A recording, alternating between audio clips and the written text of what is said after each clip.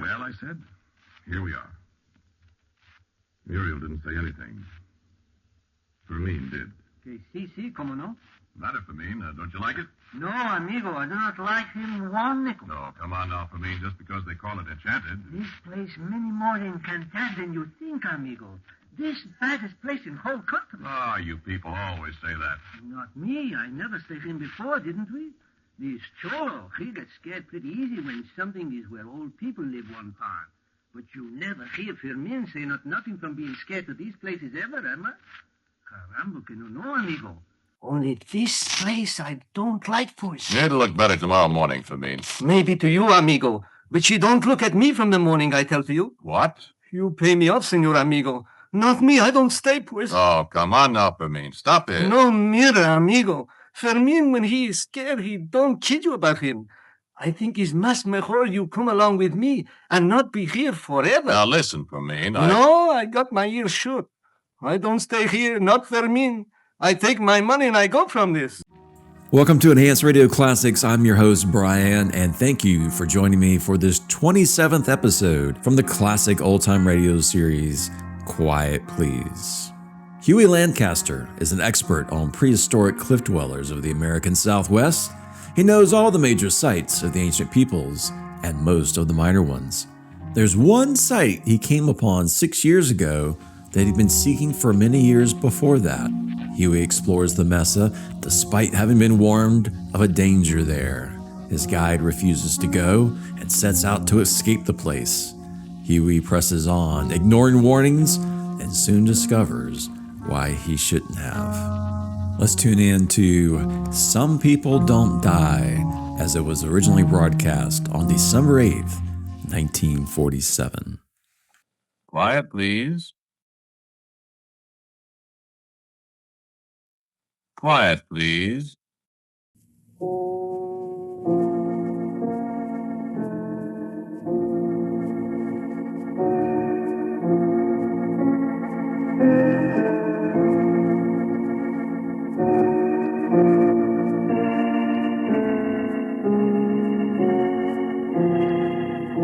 The Mutual Broadcasting System presents Quiet Please, which is written and directed by Willis Cooper and which features Ernest Chappell. Quiet Please for tonight is called Some People Don't Die.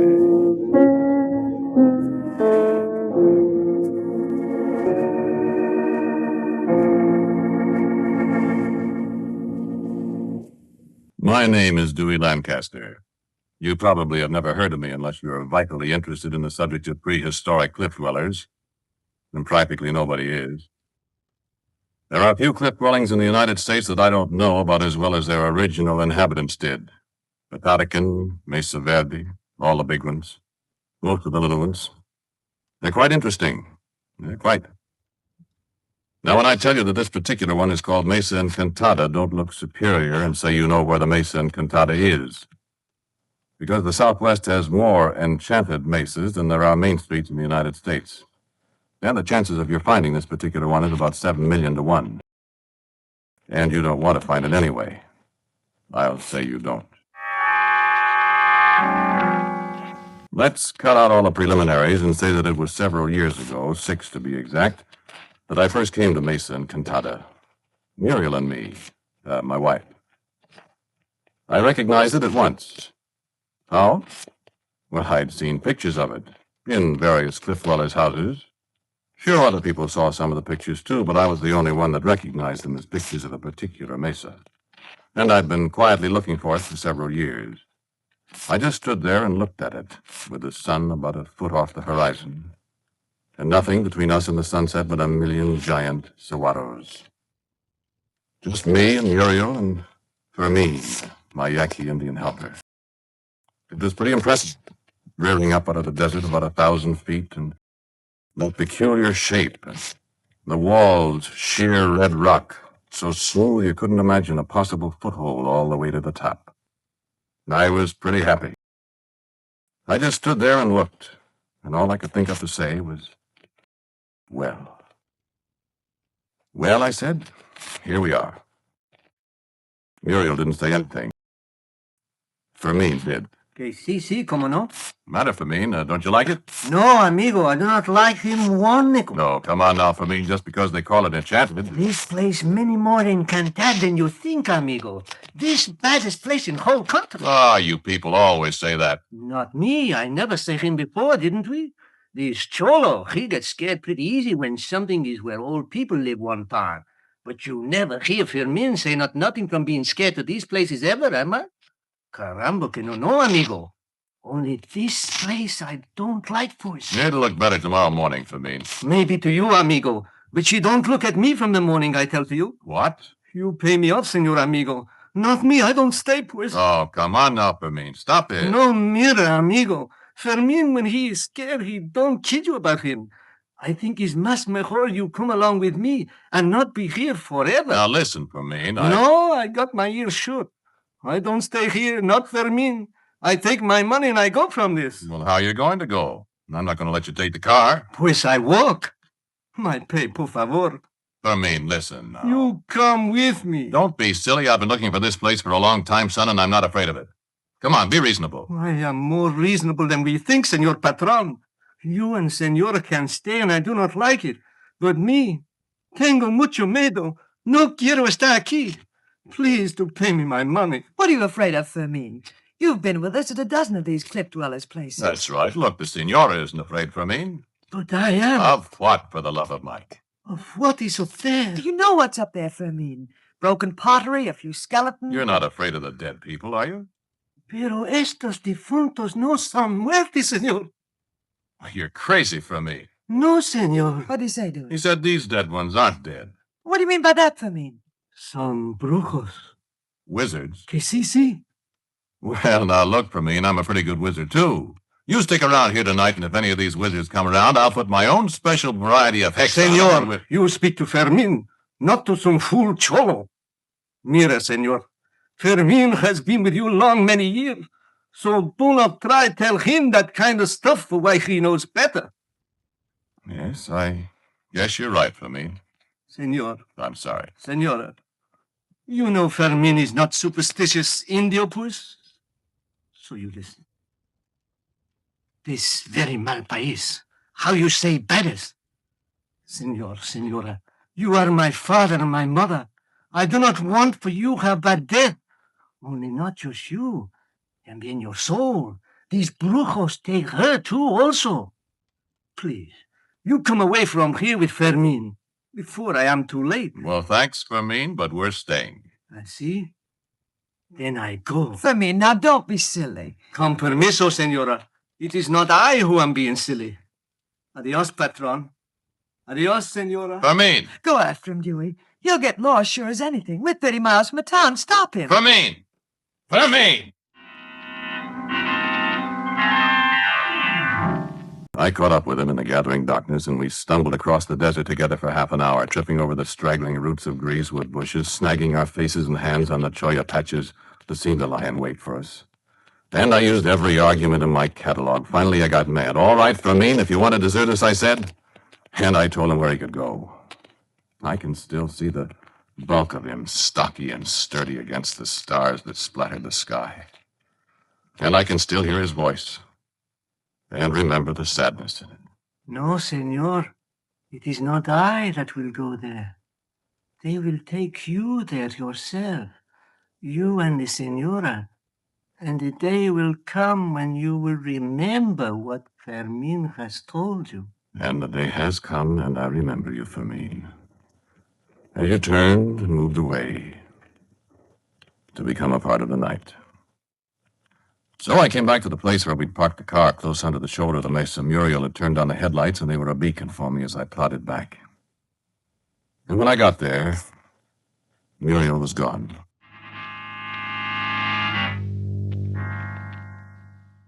At first, I thought she just wandered over for a moment. When she didn't come back after 15 minutes, I started to look for her. I looked for nearly the whole night long, shouting her name as I stumbled all the way around the towering mesa. It must have been only a little while before dawn that fatigue dragged me down to the cold ground for a brief sleep. I was awakened almost at once, it seemed, by the sound of a great gong that began in my dreams and persisted until I forced my eyes open and saw that the sun was rising. And she was not there. I was alone at the foot of the enchanted mesa.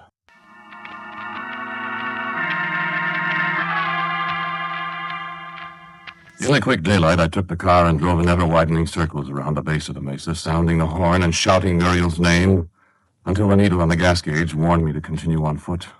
I examined every inch of the mesa itself through my binoculars.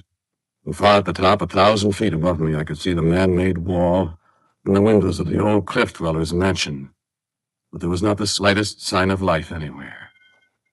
I was the only living thing on all these thousands of square miles of desert. So in despair, as the sun was declining again to the west, I drove the car back to the giant Sawado where we'd parked the night before. There was no mistaking the place, of course. I got out of the car and walked toward the smooth red precipice. And there, leaning against the rock, was a ladder. A ladder of mountain ash wood. And the rungs lashed onto the uprights with rawhide strips that looked to be 1,000 years old. And hanging on a rung just above my head, a beaten silver Navajo bracelet studded with turquoises.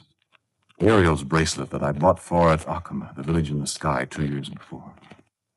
Well, what would you have done?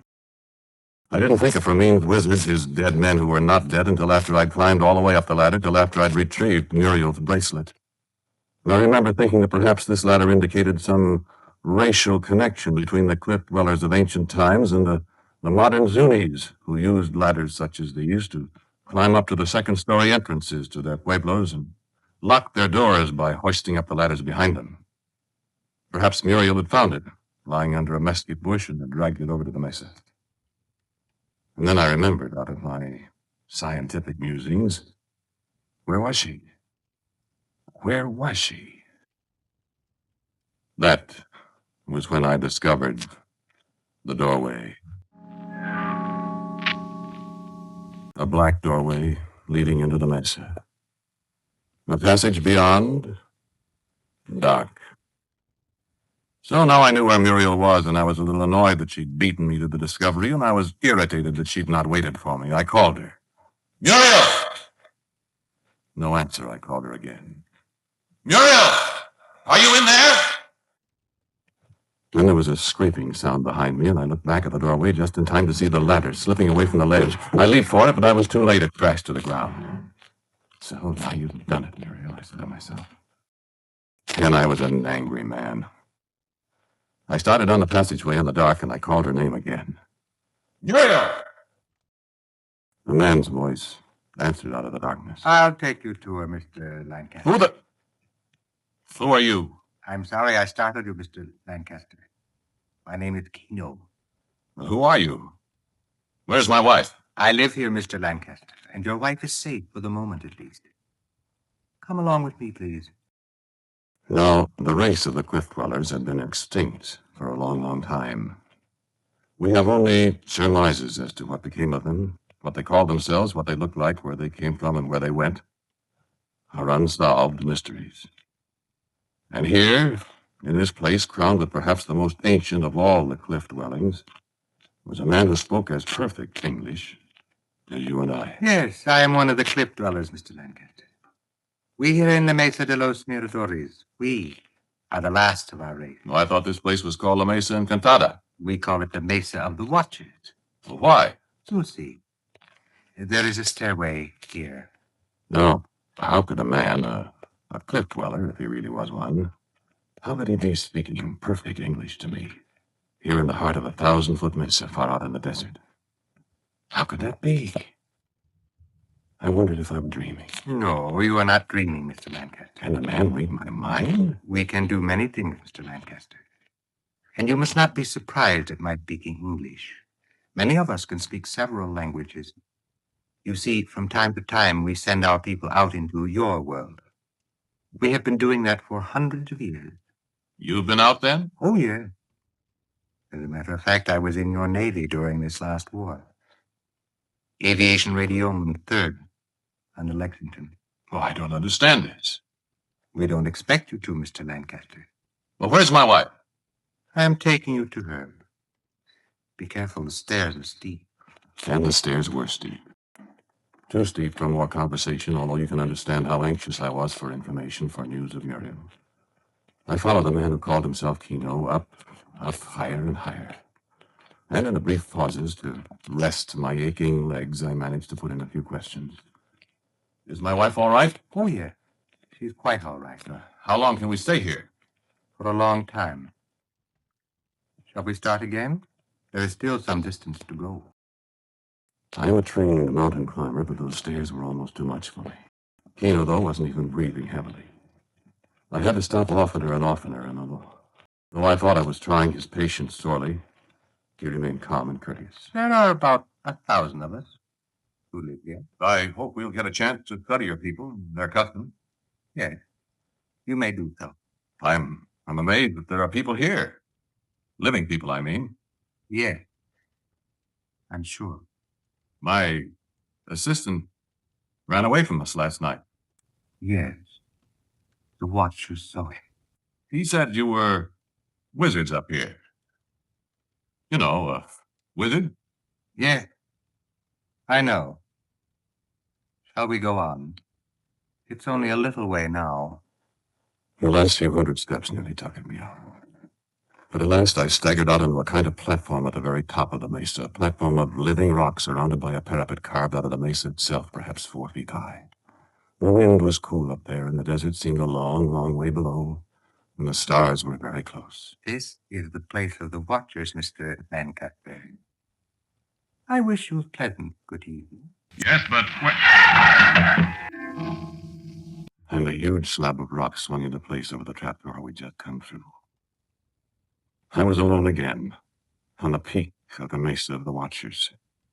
And far below me somewhere 1,000 primitive men and women went about their separate ways, uncaring that a stranger watched the night for them. But I wasn't alone after all.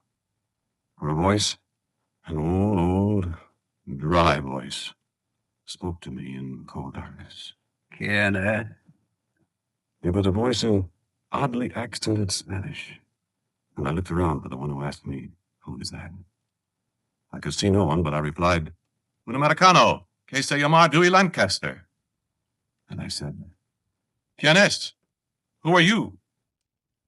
And a dry as dust voice answered me. Soy Don Alvanuel Cabeza de Vaca, a sus órdenes. What? Sí, es verdad. Have you ever heard of Cabeza de Vaca? The Spanish explorer who tramped from Arizona to Kansas and back with his black servant Esteban in 1537? In 1537. And I heard his voice 6 years ago. But I couldn't see anything but stars and the blackness of the desert down below, and what kind of tricks were Kino and his cliff dwellers playing on me? I lost my head for a second. I yelled at the top of my lungs. "You're trying to scare me? You can't scare me!"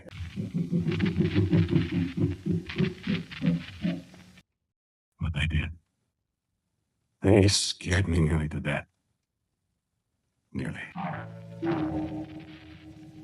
The first way they scared me, the dream. I dreamed that I'd fallen asleep and awakened again.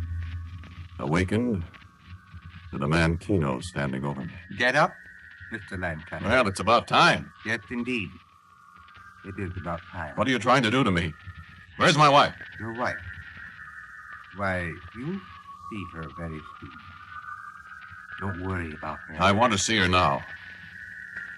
Not now. Are you going to let me out of here, then? No, Lancaster. No, I think not. We didn't ask you to come here. You see, you mustn't be surprised at the kind of welcome we give you. Well? We have customs, you see, of our own. And through my mind in my dream raced all the stories I'd heard of Indian cruelties and tortures. And in my dream, I shuddered at those thoughts, and my voice wasn't very steady as I spoke in my dream. Well, if you're going to kill me, do it quick. I am not going to kill you, Mr. Lancaster. You're Not going to torture me either. No. You must merely receive the kiss of Motin. And I thought I heard the dry, crackling voice of old Cabeza de Vaca, muttering something behind me. But Kino spoke again. Stand still, Mr. Lancaster. And at his quiet, smiling words in my dream, I was suddenly powerless to move. Powerless to move away from the flat, ugly head of the great rattlesnake that Kino thrust before my face. I tried to scream. I had no voice. The sound of the snake's rattles filled my ears. Its eyes bore into mine, and the little darting, forked tongue flickered close to my eyes. Then there was the sound of the gong again, and an intolerable pain in my upper lip, and my dream dissolved into blackness.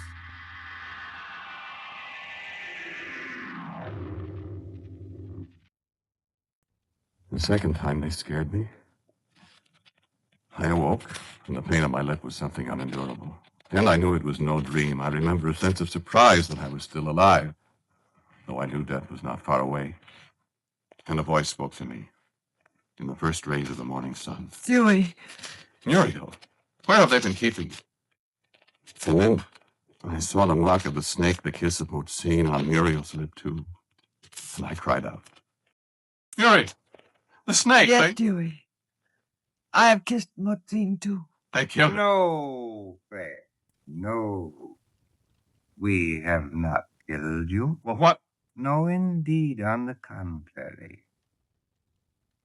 Now, my dear friend, you are one of us. What are you talking? Let her tell you. She knows. Muriel, what is he talking about? We're worse than dead, Huey. Well, what do you... Motzine has kissed us, and now we can never die. So, that is right. You are watchers now, like me, and like Cabeza de Vaca there. And that was the third time he scared me. I looked past his pointing finger, and there against the breast-high parapet was what I thought at first to be a mummy. A tiny, fragile, dried-up skeleton encased in leathery, ancient skin. And at his feet, a great, shining, silver-mounted conquistador's helmet and an ancient sword.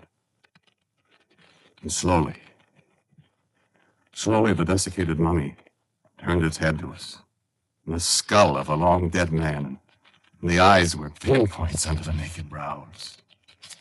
And the grisly mouth opened, and the dry-as-dust words came out. Sí, compadre. Nosotros son todos los misadores. Bienvenido, compadre.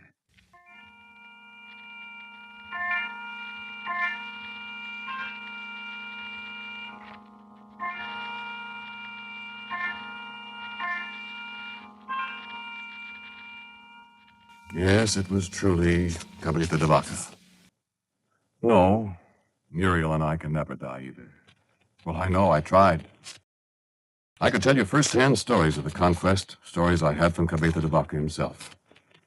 I won't. I won't tell you how I escaped the place so I could tell the rest of the world about the last of the cliff dwellers and the enchanted mesa. Here, 16 floors above the street in a hotel room in a great city, I had the word from Kino yesterday. He said they'd followed me. They knew where I am. He said I'd better come back. On account of Muriel, he said. Well, they can't kill her, of course. But these people of the Mesa are true sons of their cruel ancestors. So I'm going back. Muriel and I, and Kino, and Cabeza de Vaca will be there for a long, long time. Maybe they'll let us out to see what this world is like 100 years from now. If we're good. And if the world is still here. Good night.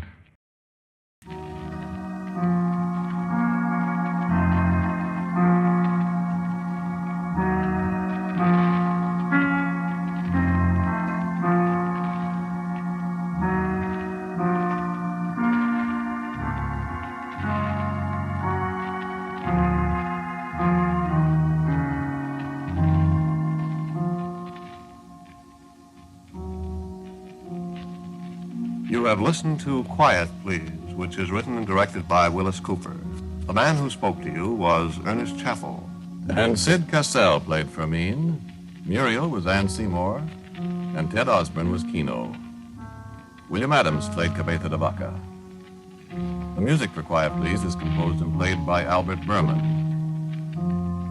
Now for a word about next week's Quiet Please.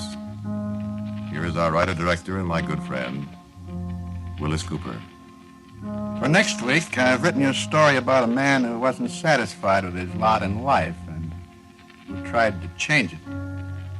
It's called Little Fellow.